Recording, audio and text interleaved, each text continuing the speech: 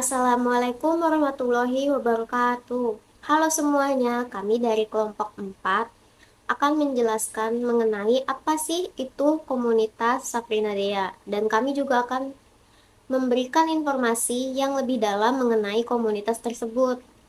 Baik, tanpa basa-basi lagi, yuk kita mulai. Sebelum kita kenalan dengan komunitasnya, ada baiknya kita kenalan dulu ya guys dengan kelompok 4. Yang pertama ada aku sendiri, Arvina Damayanti, lalu ada Cikal Thoyibatul Wahdah, ada Dela Ratnasari, ada Muhammad Fahmi Reja, ada Naila Ika Putri Atmaja, ada Nabila Verma Putri, dan juga ada Sylvia Ananda Putri. Komunitas ini berawal dari Sekolah Pembebasan Perempuan Anti-Seksis yang membahas mengenai isu-isu kesetaraan gender pada tahun 2017 dan terhenti pada tahun 2019. Kemudian, dua anggota inti membentuk komunitas baru pada tahun 2022 yang bernama Safrina Dea Support Group.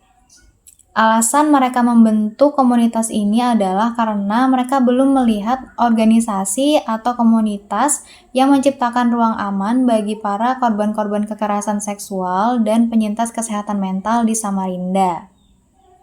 Komunitas ini juga tidak hanya membahas mengenai isu-isu kesetaraan gender, tetapi juga membahas mengenai isu-isu kesehatan mental dengan menjelaskan bagaimana komunitas ini menganalisis, mengedukasi, dan juga membuka ruang diskusi.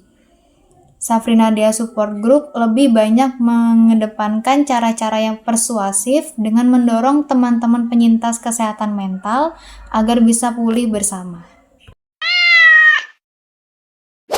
Baik, kita akan membahas tentang core value komunitas atau nilai utama dari komunitas. Yang pertama ada membership, yaitu keanggotaan. Komunitas Safrina Dea terdiri dari 3 anggota inti yang memiliki tanggung jawab tambahan di luar tugas utama mereka. Ketiga anggota inti ini meliputi koordinator, sekretaris, dan bendahara. Yang kedua, ada influence atau pengaruh. Safrina Dea mempengaruhi masyarakat dengan memanfaatkan media sosial Instagram sebagai wadah untuk menyajikan berbagai konten edukatif dan informasi lainnya. Yang ketiga ada integration and fulfillment of needs atau integrasi dan pemenuhan kebutuhan. Komunitas ini memberikan kebebasan dan meraih dampak positif. Dan yang terakhir ada share emotional connection atau hubungan emosional bersama. Safrina Dea menyelenggarakan kegiatan rutin setiap bulannya untuk saling berbagi kisah dan emosi bersama-sama.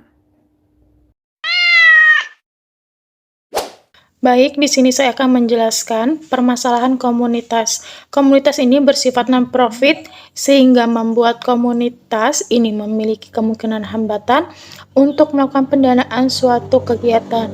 Kurangnya kesadaran anggota mengenai komunikasi yang baik, sehingga hal ini memicu konflik antara anggota Safrina Dea serta organisasi ini bersifat terbuka yang membuat anggota berperilaku semena-mena untuk melakukan turnover di komunitas Safrina Dea, dan dikarenakan anggota yang bergerak hanya beberapa orang saja, hal ini akan memicu kejenuhan dan mengakibatkan burnout pada anggotanya. Baik, analisis SWOT di dalam komunitas Safrina Dea ini, yang pertama ada strength atau kekuatan. Komunitas ini bersifat non-formal sehingga membuat para penyintas atau orang-orang yang emang membutuhkan bantuan komunitas ini bebas untuk berekspresi tanpa batasan bahasa atau batasan bahasa-bahasa yang harus formal. Jadi mereka bebas untuk menyampaikan apa yang mereka rasakan sesuai dengan pembawaan mereka masing-masing. Kemudian komunitas ini juga bersifat sukarela sehingga para penyintas itu bebas untuk berekspresi dan bercerita di dalam komunitas ini tanpa memikirkan pembiayaan setelahnya. Kemudian komunitas ini juga tidak memandang gender sehingga laki-laki maupun perempuan bebas untuk bercerita di dalam komunitas ini. Kemudian yang kedua ada weakness atau kelemahan di dalam komunitas ini. Komunitas ini memiliki SDM yang sangat kurang sehingga membuat satu SDM itu memegang beberapa kegiatan atau beberapa tanggung jawab sehingga berakibat beberapa kegiatan mereka akhirnya tidak terlaksanakan. Kemudian komunitas ini juga memiliki komunikasi yang kurang asertif di dalam anggota internalnya atau komunikasi yang kurang memikirkan perasaan dari lawan bicara mereka, sehingga membuat beberapa anggota yang akhirnya memundurkan diri. Kemudian di dalam komunitas ini juga bersifat non-profit sehingga belum mendapatkan pendanaan dari instansi atau organisasi manapun. Kemudian yang ketiga itu ada opportunity atau peluang. Dengan adanya komunitas-komunitas seperti Safrina Dea ini akhirnya membuat para penyintas kesehatan mental lebih terbuka atau lebih aware dengan gangguan yang mereka rasakan atau apa yang mereka rasakan. Mereka jadi memiliki tempat untuk bercerita, dan mereka juga tidak memikirkan pembiayaan. Terus juga karena adanya komunitas ini akhirnya ada beberapa penyintas yang sudah emang termasuk dalam komunitas ini atau pernah bergabung di dalam komunitas ini tuh menjadi lebih baik dibandingkan keadaan sebelumnya. Mereka menjadi lebih terbuka, sudah berani bersosialisasi dan sebagainya. Jadi banyak sekali penyintas yang juga alhamdulillah membaik dari keadaan mereka sebelumnya. Kemudian yang terakhir itu ada threat atau ancaman dari komunitas ini, karena komunitas ini masih bersifat non-profit sehingga tidak mendapatkan pendanaan dari instansi manapun, sehingga mereka sangat kurang dalam soal dana dan juga jadinya terbatas dalam membuat kegiatan-kegiatan. Kemudian komunitas ini juga memiliki sifat yang terbuka sehingga beberapa anggota internal mereka jadinya bersifat semena-mena, jadi tidak ada batasan dalam berbahasa maupun bertindak. Baik, yang selanjutnya adalah aset. Komunitas Safrina Dea ini juga membangun kerjasama dengan komunitas IKAT atau yang dikenal dengan Ikatan Kebersamaan Anak Tuli Samarinda, yang dimana komunitas ini menaungi para masyarakat dengan disabilitas pendengaran maupun verbal. Safrina Dea berharap dengan adanya kegiatan bersama ini membuat para disabilitas itu memiliki tingkat kepercayaan diri, efikasi diri, serta self-worth. Bahasa isyarat juga mengajak masyarakat untuk lebih mengerti bahwasanya orang dengan disabilitas fisik itu memiliki hak untuk hidup dan berhak diterima baik oleh masyarakat.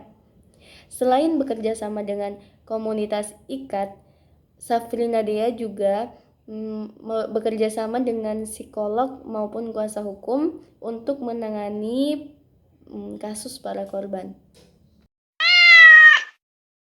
Baik, saya akan melanjutkan pada bagian rancangan intervensi. Baik, rancangan intervensi yang telah kelompok kami buat itu terdapat 7 sesi.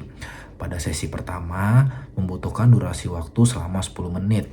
Yang materi kegiatannya itu adalah perkenalan brainstorming.